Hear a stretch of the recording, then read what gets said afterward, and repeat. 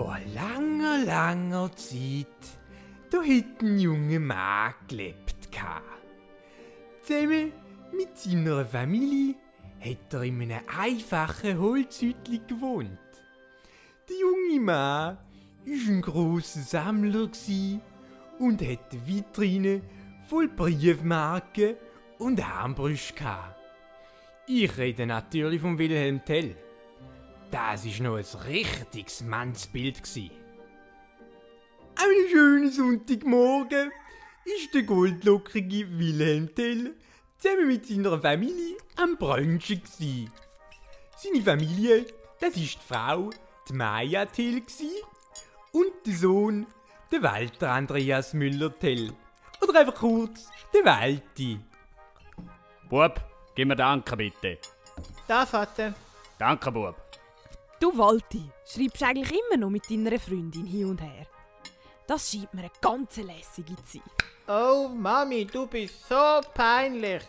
Die Elisabeth ist nur eine Brieffreundin. BF sind schon etwas Lässiges. Ha, zu meiner Zeit hat man sich noch treffen zum Abmachen. Maja, lass den Bub Bub sein. Mensch, Wilhelm, ich lasse ihn Mensch sein. Ja, mich nicht wegen. Oh, Frau, es ist 11:05. Stell das Radio an. Aber nur weil du so nicht gefragt hast. Hallo, da ist der Roger Schimpanski bei Radio Alpenluft an diesem Sonntag. Das sind die ersten News von der nächsten Woche. Der Beat Gessler himself, seinesgleichen bekannt als Landvogt von Habsburg, hat an der heutigen Pressekonferenz über die neuesten Massnahmen informiert. Mehr dazu weiss über sie Aussenkorrespondentin Susanne Blöchlingen. Danke, Roger. Die Pressekonferenz ist durch. Unsicherheit liegt in der Luft. Es sind drastische Massnahmen, die der Beat Gessler, aktueller Landvogt von Habsburg, heute erlassen hat. Ab jetzt muss jede Bürgerin, jeder Bürger seinen Hut grüssen. Der steckt auf einer Lanze mitten in der Dorfmitte. Ich stehe jetzt hier beim Herrn Beat Gessler. Herr Gessler, wie ist es zu dieser Entscheidung gekommen? Schauen Sie, ich sage mal so, nicht? Das hat etwas mit Respekt zu tun. Man sollte Ehrfurcht haben, nicht? Da gibt es auch ganz klare Facts zu, nicht? Herr Gessler, Sie reden hier von konkreten Fakten. Können Sie da ein bisschen genauer darauf eingehen? Um was für Fakten handelt es sich?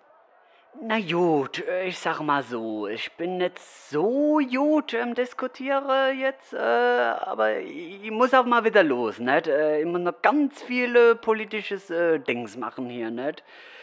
Halten Sie sich einfach an die Regeln und dann wird es ganz eine runde Sache hier, nicht?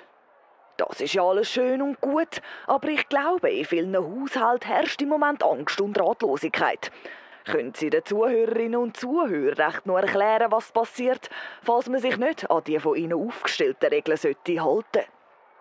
Das habe ich mir so explizit, habe ich mir das noch gar nicht überlegt, aber es ist auf jeden Fall eine gute Sache, nicht? Sie haben es gehört, meine Damen und Herren. Es bleibt uns nichts anderes übrig, als den Hut zu grüssen und auf neue Weisungen zu warten. Ich gebe wieder zurück ins Studio.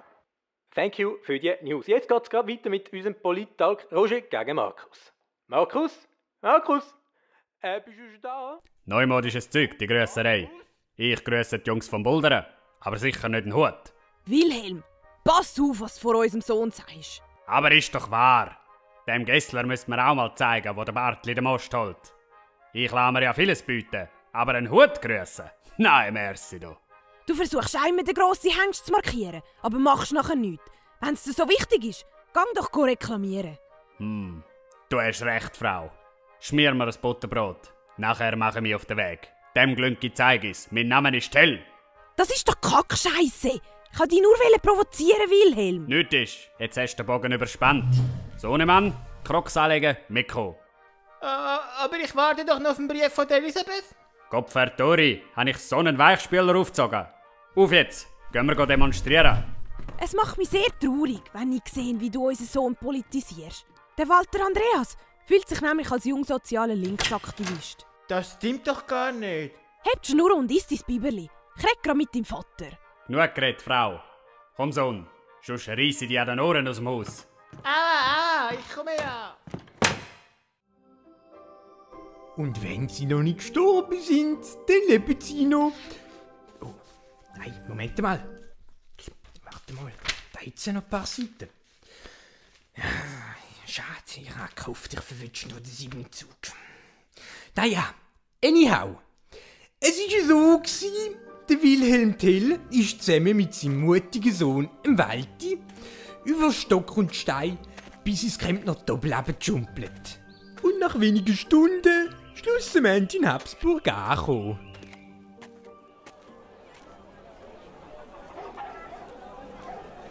Sohn, haltest Ausschau nach dem Hut.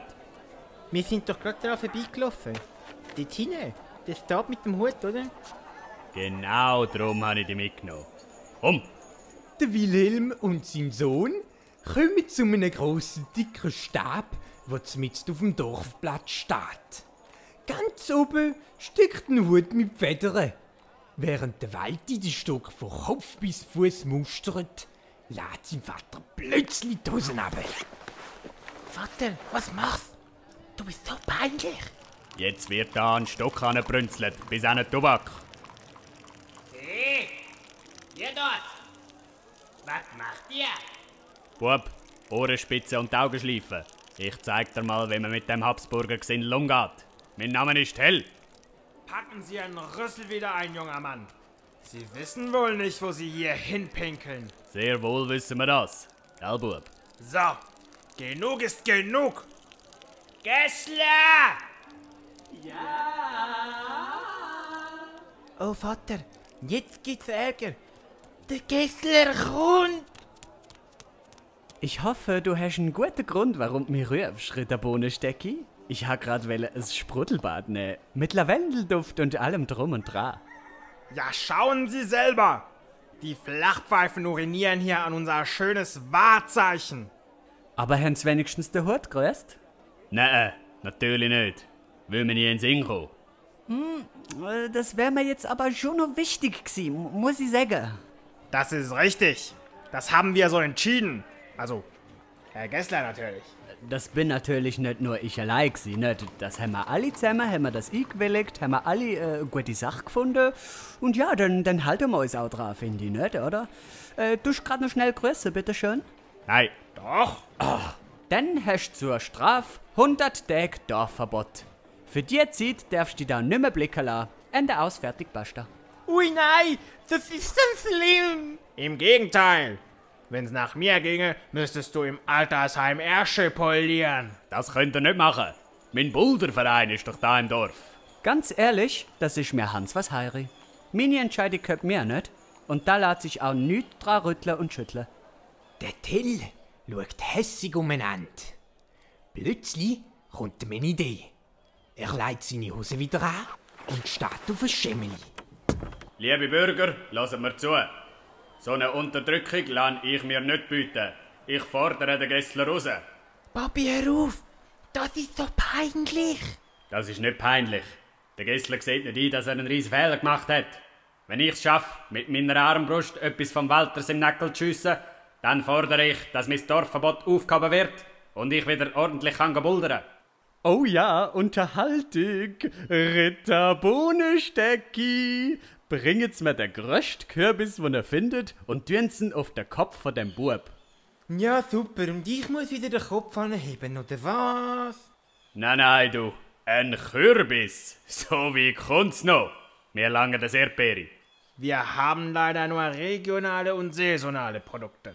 Aus der Region für mich und dich. Ich schaff da grad an einem fetzigen Sprüchli für unser Dorfmerit. Was ist denn das Kleinste, was ihr habt? Einen Haveler-Apfel kann ich dir anbieten. Also, her mit. Das ganze Dorf hat sich um den Wilhelm Tell versammelt. Er steht mit seiner Armbrust mitten auf dem Dorfplatz und sieht hure geil aus dabei. Auf der anderen Seite steht der Walti vor dem Ratshaus und hat einen Öpfel auf dem Kopf. Wilhelm, wir haben gesagt 5 Meter lange. Das sind jetzt mindestens 20, nicht? Vater, ich habe Angst. Reiss dich am Riemen und heb still. Was würde auch dein Gespuse denken? Die Elisabeth ist nur eine Brieffreundin. Sie ist nur eine Brieffreundin. So, genug geschwafelt. Auf 3 Schüsse, Wilhelm, ist gut.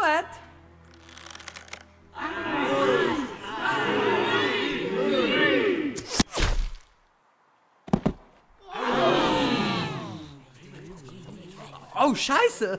Der ist ja voll im Kopf. Nicht? Ah, Mist. Was sagt doch da meine Frau dazu? Ritter Bohnenstecki, holen Sie mir sofort den besten Dorfarzt, den wir haben. Das bringt auch nicht mehr viel, Herr Landvogt. Sein ganzes Hirn ist an der Wand zerflödert. Also jetzt nochmal wegen Dorfverbot. Gilt das jetzt noch, oder was? Du hast grad deinen Sohn umgebracht. Hinter Gitter sollten wir dich tun. Was? Ihr habt doch wollen, dass ich ihm etwas vom Grenz schiesse. Das ganze Volk ist entsetzt über dem Till seine Taten. Sie nehmen Fackeln für, Speer und Mistgabeln. Der Till sucht das Weite und das ganze Dorf rennt ihm hinterdrein. Nach einer wilden Verfolgungsjagd durch die Gassen und die Strassen kann er gerade noch in eine Bar hineinhechten und so seine Verfolger schlussendlich abhängen. Oh, das ist knapp geworden. Der Till steht wieder auf und läuft an die Tresen. Er sitzt am hintersten Platz, damit er unbemerkt bleibt. Das ist mit seinem sexy Body gar nicht einmal so einfach. In der Bar hat's noch wenige andere Leute. Ein paar sind am Jassen, ein paar zwitschern sich ein Bierli hinter die Gurgel und ein paar machen das Armdrücken. Aber keiner achtet dabei auf den Till. Auf einmal berührt ihn jemand an den Schultern. Weißt du, du trinkst nichts. Bestell uns doch auch etwas. Kennen wir uns? Ja, ist klar, ich bin der Schellenusli. Jeder kennt und liebt mich. Vor allem Frauen. Ich liebe sauren Most und sonst nichts. Mach, dass du vorkommst. Hey, Meister, ich habe es doch nur gut gemeint. Jetzt können wir uns doch kennenlernen. Jetzt zwei halbe für den Meister und mich. Bis du deine Rechnungen vom letzten Monat gezahlt hast, schenke ich dir gar nichts mehr aus. Geht aber heute auf den Meister da neben mir. Hey, das langt. Ich würde jetzt gerne in Ruhe gelassen werden. Sag mal, geht's dir eigentlich nicht mehr gut, oder was? Weißt du eigentlich, wer ich bin oder so? Ich bin eine Dorflegende! Eine Dorflegende! Das macht im Fall etwas mit einem, wenn dein ganze Dorf kennt. Jetzt geht das wieder los. Jahrelang bin ich abgefeiert worden. Vor allem von den schönen Frauen. Zu Recht aber auch. Immerhin habe ich die hohe Kuhglocke von dem verdammten Berg oben runtergelupft. Und zwar ganz allein. Ganz allein. Schellenusli, stopp! Ich schmeiß dich vor die Tür im Fall. Sogar die Hexen haben mich in ihrer Crew wollen. So, jetzt ist Schluss mit fertig. Für den Rest des Jahres hast du Hausverbot. Kein Problem, dann suche ich mir halt eine neue Bar. Eine, die man akzeptiert wird, so wie man ist. Die Leute lieben mich nämlich. Die lieben mich. Hey, sorry, gell. Schau da, das Bier geht aufs Haus. Merci. Das war der Schellenursli. Ganz eine traurige Geschichte, was mit dem passiert ist. Ich will gerne in Ruhe mein Bier trinken. Jahrelang ist er gemobbt worden. Interessiert mich nicht. Und dann, vor 30 Jahren, hat er am Dorffest Galandamarkt seine grösste und schönste Glocke gehabt. Darum hat er den Umzug anleiten. Er ist von allen gefeiert und bewundert worden. Muss ich das Bier zahlen, damit du mich in Ruhe lässt? Die Medien haben sich im Fall auf ihn gestürzt. Alle wollten ihm einen Drink spendieren. Er ist aber leider immer mehr am Alkohol verfallen. Nicht einmal die Berghexen haben ihn von seiner Sucht befreien. Was für Hexen? Die erfüllen jedem genau einen Wunsch oder so. Aber ich glaube ja nicht an so homöopathische Gugus. Könnt ihr theoretisch auch einen Toten zum Leben erwecken? Du, man munkelt, sie können alles, gell? Und wo finde ich die? In der Hexenhöhle im hinteren Gibalek-Täli. Ist nicht weit von da. Der Till hat seinen Humpen oben abgekippt, hat sich ins Füdli hineingeklübt und ist was hast, ins Gibalek-Täli hinterher gewandert. Es ist nicht lang gegangen, da ist er zwei abgrundtief hässliche Gestalten über den Weg gelaufen. Excuse, pardon. Mein Name ist Tell. Ich suche die Hexen vom Gibalek Dali. Wo sind die? Hola, amigo. Du musst ihn nicht mehr länger suchen. Habe ich nicht verstanden. Check ich nicht. Das ist doch ganz einfach. Wir sind die du suchst. Dann sind ihr die 2 Hexen. Bruchas Zwergegeister Sikeria. Du kannst uns nennen, wie du möchtest. Wir haben kein Geschlecht. Wir leben, wie wir uns fühlen. Genug geredet. Mein Sohn ist gestorben. Und ich habe gehört, ihr könnt das rückgängig machen. Alles hat seinen Preis. Ich könnte schon ein OFO-Sport bieten. Wir wollen gründen eine neue Nation. Für das, wir wollen machen el Juramento. Wie sagt man? Eine Schwur. Eine Alpenschwur. Das interessiert mich überhaupt nicht. Ich will nur meinen Sohn zurück. Die Frau wird schon hässlich daheim. Damit Schwur funktioniert, wir brauchen eine dritte Person. Mach mit uns diese Schwur und du bekommst zurück deinen Sohn. Tönt fair. Finde ich gut. Wo kann ich anpacken? Wir sind auf der Weg zu einer Alp auf die Berge. Eine Alp de la Nacional. Der Tell und seine 2 neuen Verbündeten sind also über Berg und Tal, über Stock und Stein, über und so weiter sind sie drüber gekäsmet und nach 5 Tagen auf der Alp angekommen.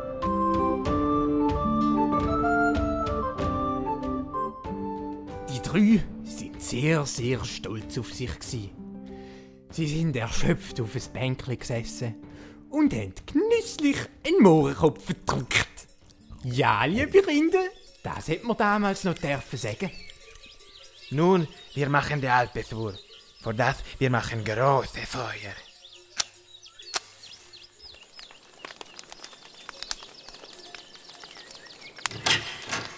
Hey, was machen die da, die Uhrensommer? Guck, wie Studenknebel einfach so ein Feuer machen vor meinem Holzhaus. Das ist Privatgelände, ihr verfickten Bastarden. Alpöi, was ist da los? Was schreist du so? Heidi, mein Kind, ganz schnell wieder rein. Die 3 Schmarotzer versuchen, unser Haus abzufackeln. Oh nein! Niet, wir zünden doch kein Haus an. Calma, viejo, wir machen nur Alpenschwur. Auf meinem Grundstück wird überhaupt nicht geschworen, ihr verdammten Satanisten. Alpöi, so denk doch an die schwache Herz. Geschätzter Herr, ich kann alles erklären. Aber von meiner Visa, die Ruhe Pajassa. Oh, kommen Sie mit mir mit? Ich kann euch die Rütliwiese zeigen. Die ist nicht weit von da. Da könnt ihr machen, was ihr wollt. Das ist eine gute Idee, das machen wir. Also, kommt mit! Ja, hauen bloß ab, Himmel, Arsch und Zwirn. Ich schell's doch. Schaut, da ist sie schon. Da könnt ihr euren Schwur machen. Und dann ist alles ganz schnell gegangen. Die 3 haben stundenlang ihren Schwur gemacht und Heidi hat dabei mit grossen Augen zugeschaut.